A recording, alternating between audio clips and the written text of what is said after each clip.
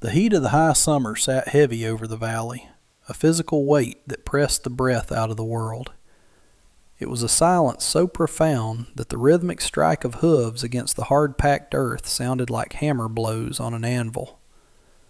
Nathaniel Thorne rode with his chin tucked against his chest, the brim of his hat pulled low to shield his eyes from the relentless glare of the midday sun. He had been riding for 3 days straight, driving the black gelding beneath him past the point of exhaustion, fueled only by a singular, burning urgency that had now, upon cresting the final ridge, turned into a cold, hollow stone in his gut. He was too late. He knew it before he even reached the gate. The feeling was not a guess. It was a vibration in the air, a stillness that spoke of finality. The homestead lay below him, nestled in the curve of the dry creek bed, the timber of the main house bleached gray by decades of wind and sun. It looked smaller than he remembered, shrunken by the vastness of the territory and the passage of 10 unforgiving years. He guided the horse down the slope, the animal stumbling slightly on the loose shale, its breathing ragged. Nathaniel did not urge it faster. There was no point now. As he approached the property line, the first thing that caught his eye was not the house, nor the barn that leaned slightly to the west, but the patch of disturbed earth beneath the solitary oak tree on the hill. The soil was rich and dark, a violent contrast to the pale, dusty grass that surrounded it.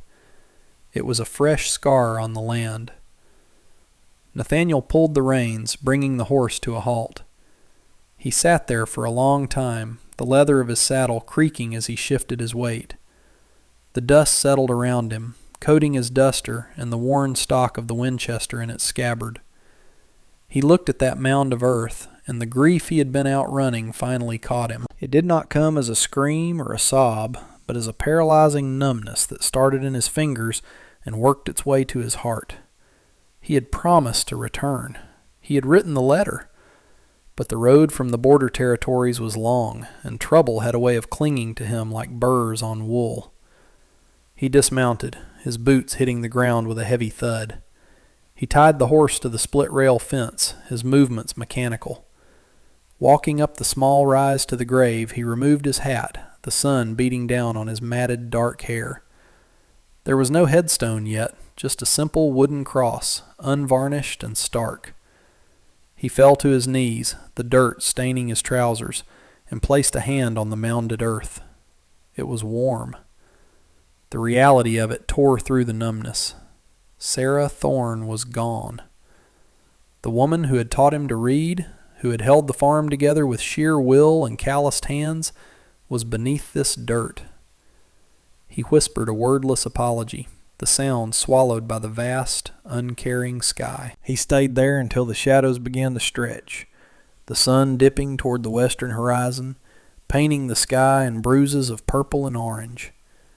It was only then, as he turned back toward the house, that he saw the movement.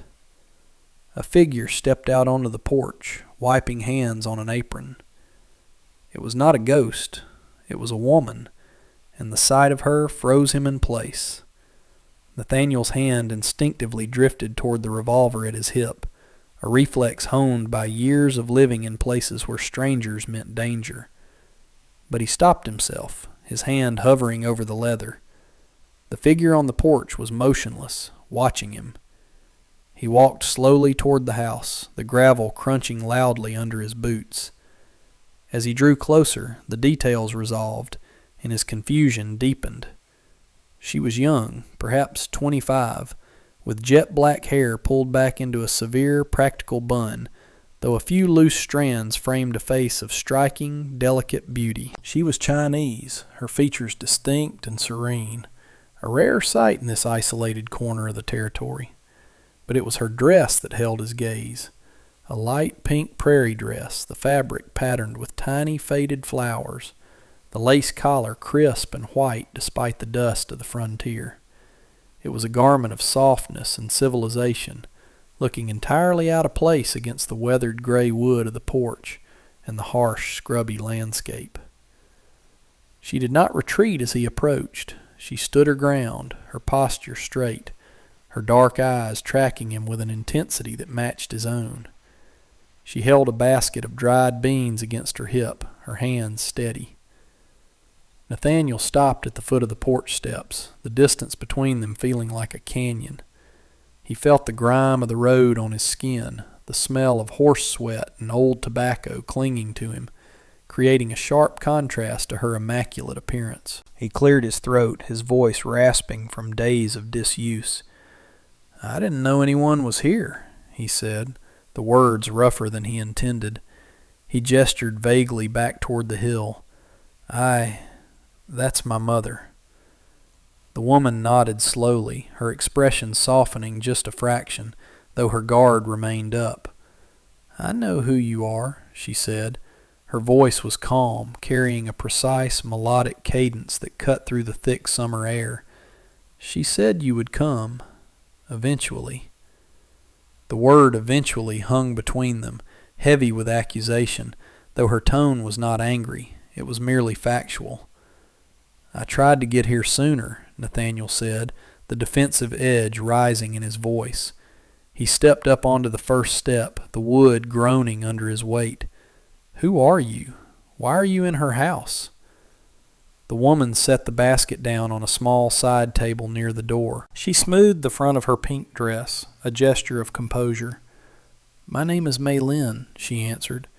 "I have been here for 6 months. I was caring for Sarah when the sickness took her." Nathaniel felt a flush of shame burn the back of his neck. A stranger. A stranger had been here wiping his mother's brow, holding her hand, boiling the water, while he was 300 miles away chasing bounties and hiding from his own mistakes. I didn't know," he stammered, the fight draining out of him. "She didn't say in the letter that she had help." May Lynn watched him, her eyes searching his face for something, perhaps a resemblance, perhaps a sign of the man Sarah had described. "She did not want to worry you," May Lynn said quietly. "She wanted you to come home because you wanted to, not because you were summoned by duty." Nathaniel stepped up onto the porch, the floorboards feeling familiar beneath his feet. He looked at the door, the brass handle worn smooth by his mother's hand. He was afraid to open it. He was afraid of the silence waiting inside. May Lynn seemed to understand his hesitation. She moved to the door and opened it for him, stepping aside to let him pass. "The house is clean," she said. "I prepared the guest room. I thought you might not want to sleep in her room." The consideration struck him. It was a kindness he hadn't earned.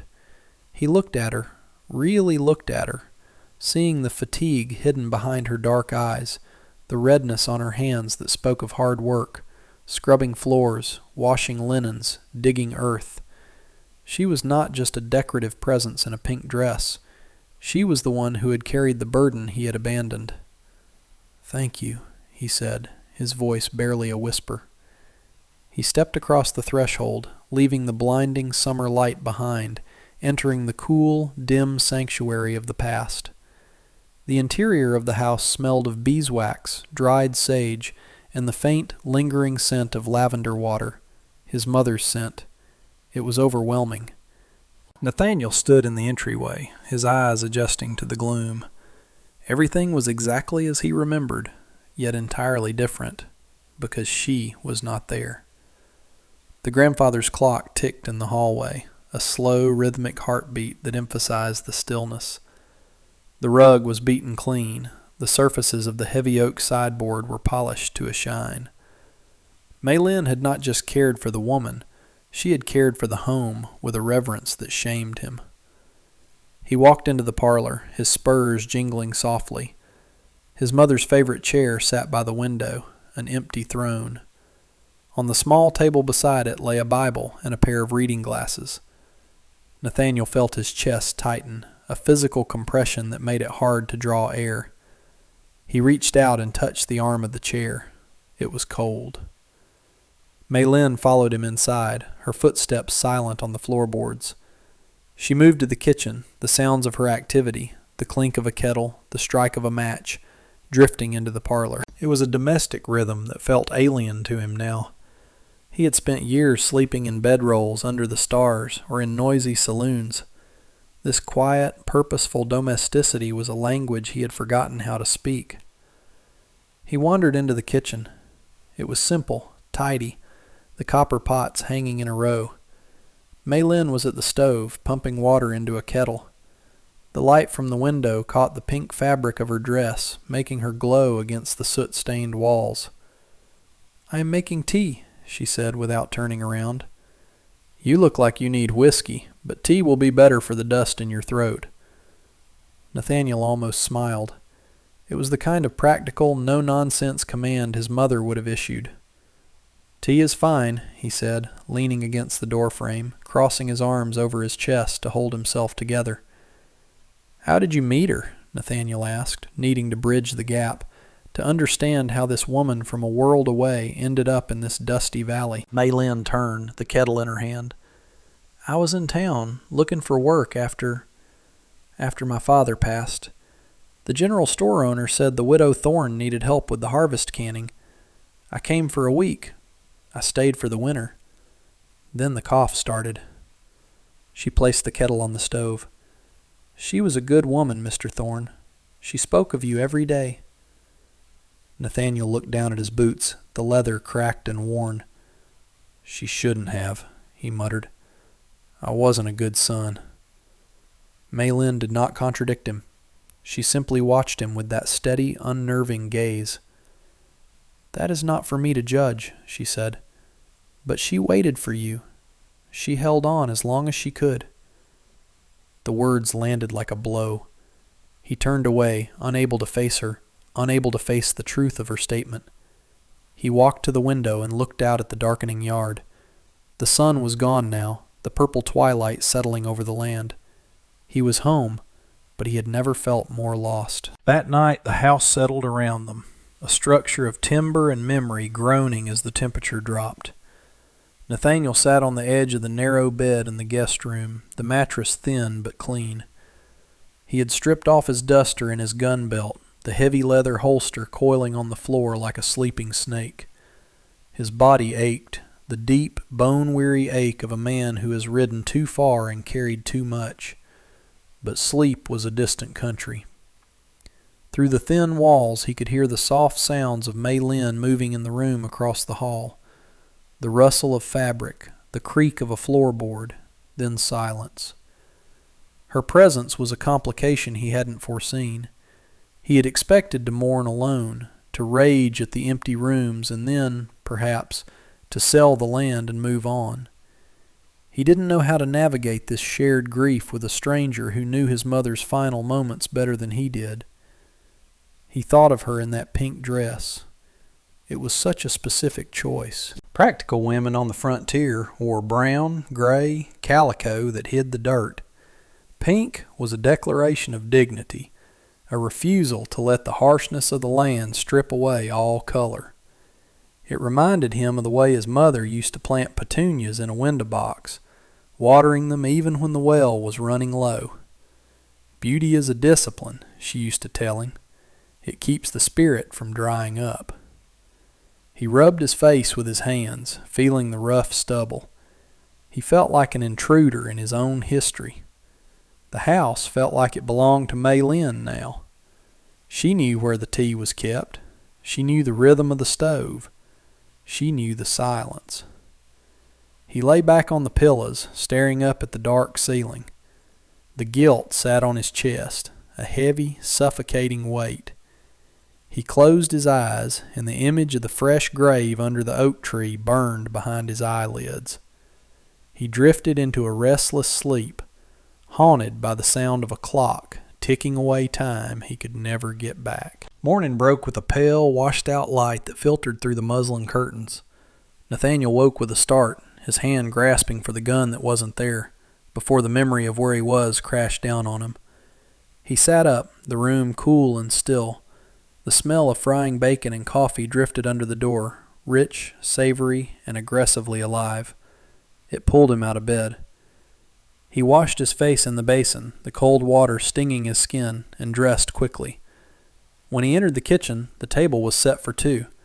Maylin was at the stove again, wearing the same pink dress, though she had tied a crisp white apron over it. Her hair was perfectly smooth, not a strand out of place. It was as if she had not slept, or perhaps she simply possessed an energy that defied the crushing atmosphere of the funeral house. "Sit," she said, gesturing to the chair opposite his mother's usual spot. She placed a plate of eggs and bacon in front of him, followed by a steaming mug of coffee. The food looked simple but perfect. Nathaniel ate hungrily, realizing he hadn't had a proper meal in days. Maylin sat across from him with a cup of tea, watching him eat. She didn't touch her own food. When he slowed down, she pushed a small stack of papers across the table toward him. "These were in her desk," she said. "She told me to give them to you when you arrived." Nathaniel wiped his mouth with the back of his hand and looked at the papers. They were ledgers, bound in cracked black leather, and a bundle of letters tied with twine. He recognized his mother's looping, precise handwriting on the envelopes. He opened the top ledger. The columns of numbers were neat, but the story they told was chaotic. Red ink dominated the final pages. Debts to the mercantile, unpaid taxes, a loan against the southern pasture. The farm was bleeding. He looked up at Maylin, his brow furrowed. "It's bad," he said.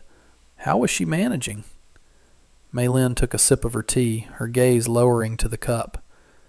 "She sold the cattle in the spring, all of them except the milk cow.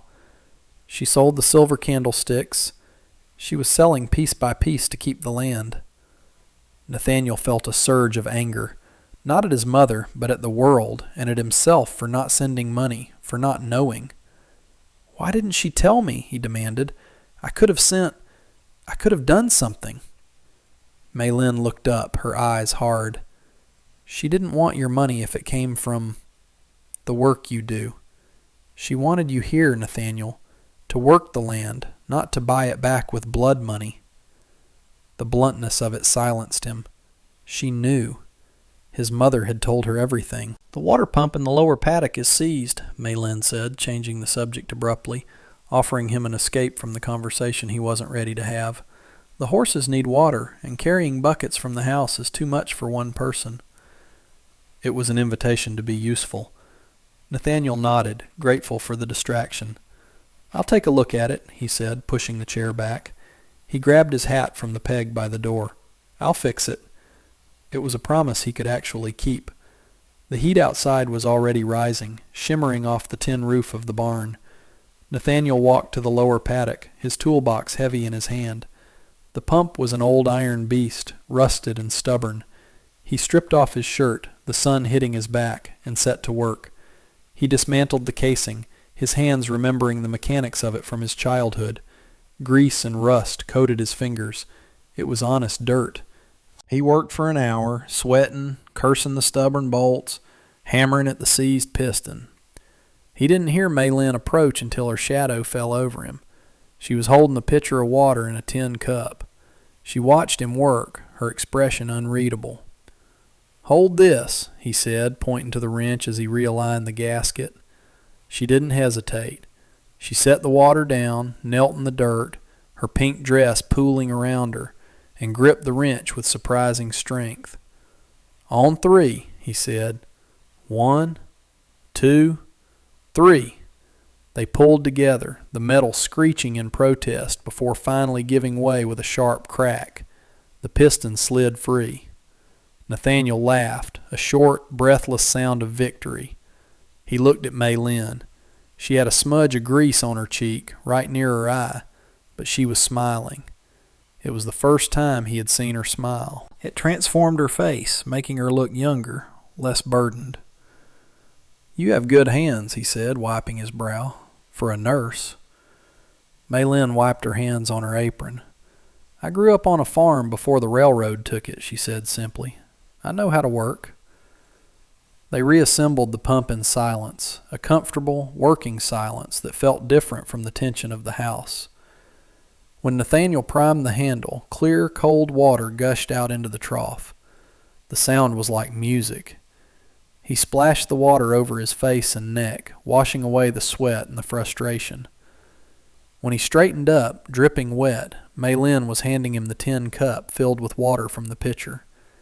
He took it, their fingers brushing for a second. Her skin was cool. "Thank you," he said. She nodded, picking up the pitcher. "Lunch will be ready at noon," she said, turning back toward the house. Nathaniel watched her walk away, the pink dress swaying with her steps. She was a mystery, a contradiction. Fragile in appearance, steel underneath. And for the first time since he had ridden over that ridge, he felt a flicker of something that wasn't grief. He felt a reason to stay, at least for a little while. The land was broken, the debts were high, but the water was running again. It was a start. The weeks that followed the repair of the pump bled into a rhythm that Nathaniel had not known since he was a boy, a cadence dictated not by the sudden violence of a gunshot, but by the slow, relentless arc of the sun. The farm demanded everything they had, and in the shared exhaustion of the evenings, the distance between the gunslinger and the woman in the pink dress began to close. They worked side by side in the vegetable garden, pulling weeds that had choked the rows during Sarah's final illness. Nathaniel stripped to his undershirt, his skin browning in the sun, while Maylin wore a wide-brimmed straw hat she had found in the barn, pinning her skirts up to keep them from the dirt. There was an intimacy in the labor, a silent conversation held in the passing of a hoe or the sharing of a water skin. One evening, as the heat finally broke and the crickets began their nightly chorus, they sat on the porch steps, watching the fireflies dance over the tall grass. Nathaniel rolled a cigarette, his hands rough and scarred, while Maylin mended a tear in his work shirt. The silence between them was no longer heavy with suspicion. It was comfortable, settled. "You never told me why you stayed," Nathaniel said, the smoke drifting lazily into the darkness. "After she died. You could have taken the wagon and left. No one would have blamed you." Maylin didn't look up from her stitching, the needle flashing in the dim light. "I had nowhere to go that felt like this," she answered softly. "Your mother gave me a home when the town only saw a foreigner. To leave would have been to abandon the only place that treated me with dignity. Besides," she paused, biting the thread, "I knew you were coming. Someone had to keep the lights on." The admission hung in the air, a testament to a loyalty he hadn't earned, but was now the beneficiary of. It was in that moment, under the vast canopy of stars, that Nathaniel realized the ache in his chest was no longer just grief. It was the terrifying hope that he might actually belong here again. But the peace was fragile, a thin pane of glass waiting to shatter. 2 days later, a buggy came up the drive, kicking up a plume of dust that signaled the arrival of the outside world. The man who stepped out of the buggy was not a threat in the way Nathaniel was used to. He carried no holster, and his hands were soft, pale, and stained with ink rather than gunpowder. He was the town banker, a man named Thatcher, dressed in a suit that was too heavy for the season and sweating profusely as he adjusted his spectacles. Nathaniel met him at the gate, his hand resting instinctively near his hip, though he wore no gun. Maylin stood on the porch, wiping her hands on her apron, her face tightening with recognition. Thatcher didn't waste time with pleasantries. He opened a leather portfolio and produced a document stamped with the seal of the territory. "Mr. Thorne," he said, his voice oily and officious, "I offer my condolences on your mother's passing. She was a stubborn woman." Nathaniel stared at him, his eyes narrowing. "State your business," he growled. Thatcher cleared his throat, holding the paper out like a shield. "The mortgage on this property is 6 months in arrears. The bank has been patient out of respect for the widow, but with her passing, the grace period is over. The note is called due. You have 30 days to pay the balance in full, or the property will be seized and auctioned." The words hit Nathaniel like a physical blow. 30 days. The sum written on the paper was astronomical, more than the harvest would bring in 5 years. "This land has been in my family for 3 generations," Nathaniel said, his voice dropping to a dangerous whisper. "You aren't taking it." Thatcher smirked, a small, dismissive twitch of his lips. "The law is the law, Mr. Thorne. Unless you have a hidden fortune from your travels, I suggest you start packing." He turned to leave, dismissing Nathaniel as if he were nothing more than a squatter. Nathaniel's hand twitched, the rage flaring white-hot. He took a step forward, his intention clear. Violence was the only currency he knew how to spend. But before he could move, a hand grasped his forearm. It was Maylin. Her grip was iron strong, her fingers digging into his muscle. "No," she hissed, her voice low and urgent. "Not like that. If you hurt him, we lose everything today. Don't prove them right about you." Nathaniel froze, the adrenaline trembling in his limbs. He looked at her, seeing the fear and the defiance in her eyes. She was right. He watched Thatcher climb back into his buggy and ride away, leaving them standing in the dust of a future that was rapidly collapsing. The days that followed were a crucible of tension, the ticking clock of the foreclosure hanging over the homestead like a storm cloud that refused to break. Nathaniel paced the floorboards at night, the silence of the house amplified by his own impotence. He had money stashed away, bounty money, blood money, hidden in a saddlebag under his bed. It was enough to cover half the debt, perhaps buy them a few months. But every time he reached for it, he heard Maylin's voice, echoing his mother's wish, to work the land, not buy it back with blood. The conflict tore at him. He was a man of action, used to solving problems with force, yet here he was, paralyzed by morality. The breaking point came a week before the deadline. A summer storm, violent and sudden, swept through the valley. It wasn't the rain that did the damage. It was the hail. Stones the size of robin's eggs that battered the roof and shredded the leaves of the vegetable garden they had tended so carefully. When the storm passed, the garden was a ruin of bruised stalks and mud. Nathaniel stood on the back porch, looking at the destruction, and felt something snap. He turned and walked into the house, heading straight for the bedroom to retrieve his gun belt. He would ride to town. He would force Thatcher to extend the loan. He would do what he had always done. But when he came out, strapping the holster to his leg, Maylin was blocking the door. She was wearing the pink dress, now stained with mud from trying to cover the plants during the storm, but she looked like a queen. "Where are you going?" she asked, her voice steady.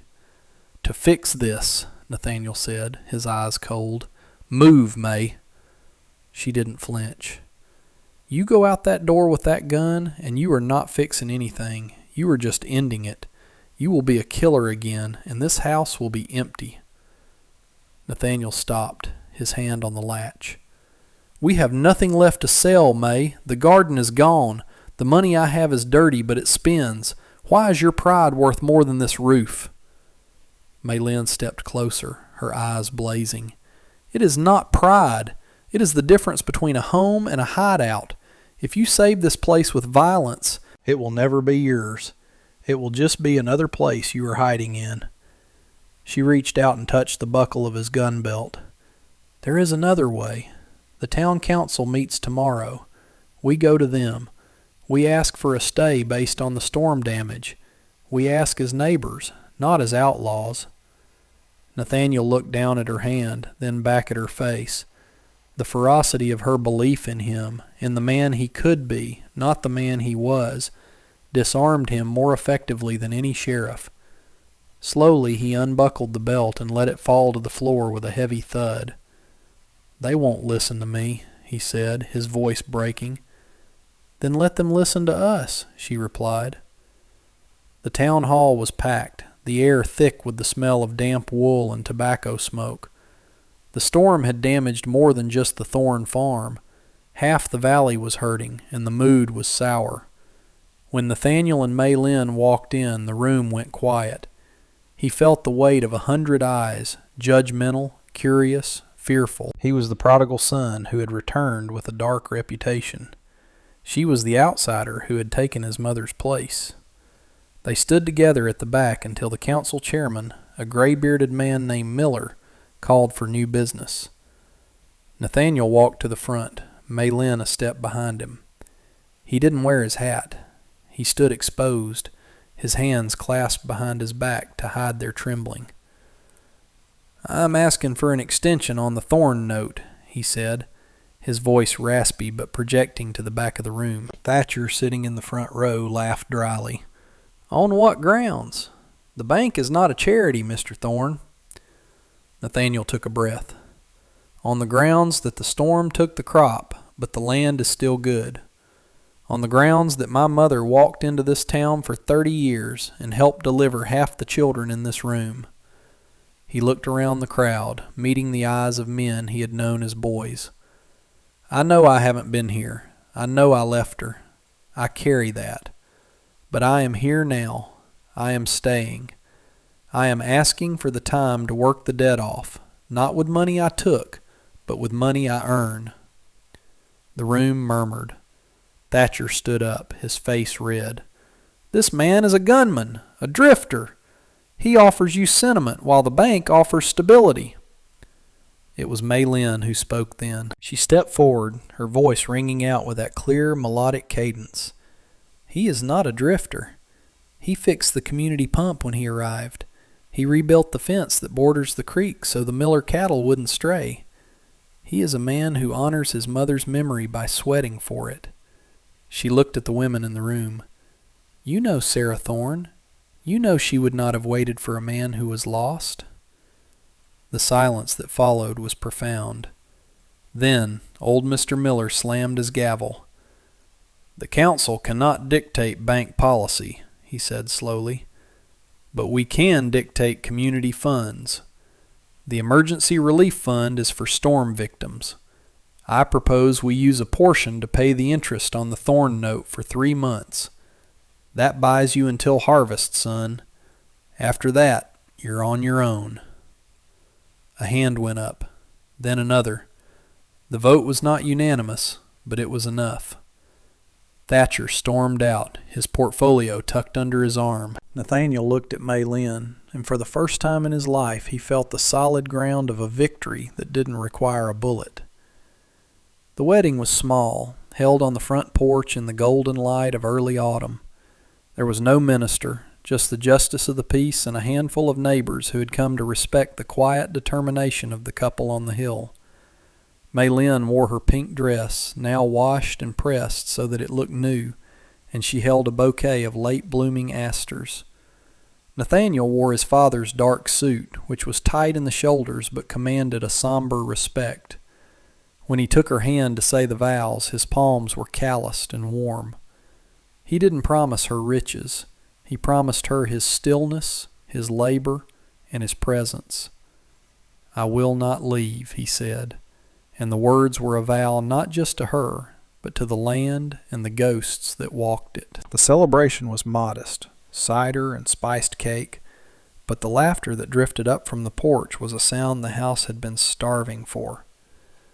As the guests left, driving their wagons down the lane, the first crisp edge of winter was in the air.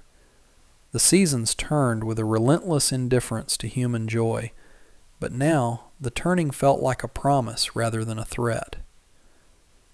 Winter came hard that year, burying the valley in snow that drifted up to the windowsills. They spent the long months inside, the fire roaring in the hearth. Nathaniel taught Maylin how to shoot, not for killing men, but for protecting the livestock from wolves. She taught him how to balance the books, her mind sharper than his with numbers. They read to each other from his mother's collection, their voices weaving together in the quiet dark.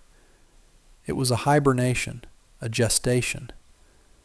When spring finally broke the back of the frost, the melting snow revealed the black earth, ready and waiting. Years dissolved into the rhythm of the seasons, a montage of labor and slow, steady growth. The debt was paid, not all at once, but dollar by painful dollar, earned through cattle drives, timber hauling, and the bountiful harvest that followed the lean years. The house changed. The gray wood was painted a clean, bright white, and a new wing was added when their son was born. They named him after no one, giving him a name that was entirely his own, a fresh start. Nathaniel watched the boy grow, seeing his own dark hair and Maylynn's eyes, a living testament to the union of two worlds. The gunslinger faded into the farmer. The calluses on his hands changed from the friction of reins and pistol grips to the deep, permanent grooves of the plow handle. He grew older, the silver creeping into his temples, his movements stiffening with the damp of the winters. Yet the restlessness that had once driven him across the territories was gone, replaced by a deep, anchoring root. One evening, 20 years after he had first ridden down that ridge, Nathaniel walked up the hill to the oak tree.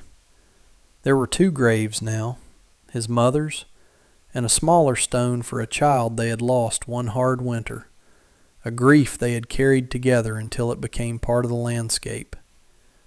He stood there, leaning on a cane he had carved himself. The sun was setting, casting the same bruised purple light over the valley that he remembered from his return. He looked down at the homestead. The barn was straight. The fences were tight. Smoke curled from the chimney where Maylynn was preparing supper. He could hear the faint sound of his son laughing with his own children in the yard. Nathaniel reached into his pocket and pulled out a small, rusted object. It was the cylinder of his old revolver, the rest of the gun long since dismantled and buried in the foundation of the new barn.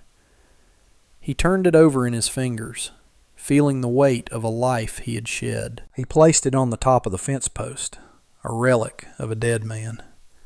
He turned back toward the house, the light from the kitchen window spilling out onto the porch, a beacon, a promise, a home.